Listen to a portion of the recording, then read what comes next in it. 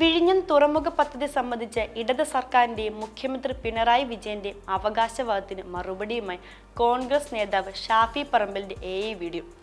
പ്രധാനമന്ത്രി നരേന്ദ്രമോദി രാജ്യത്തിന് സമർപ്പിച്ച വിഴിഞ്ഞം തുറമുഖം അന്തരിച്ച കോൺഗ്രസ് നേതാവും മുൻ മുഖ്യമന്ത്രിയുമായ ഉമ്മൻചാണ്ടി ചുട്ടിക്കാണുന്നതിന്റെ വീഡിയോ ആണ് ഷാഫി ഫേസ്ബുക്ക് പോസ്റ്റിലൂടെ പങ്കുവച്ചത്.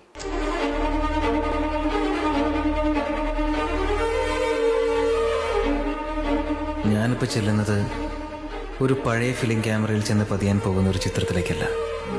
കഴിഞ്ഞ ഒരുപാട് നാളുകളായി ഞാൻ കാണുന്ന എൻ്റെ സ്വപ്നത്തിലേക്കാണ്.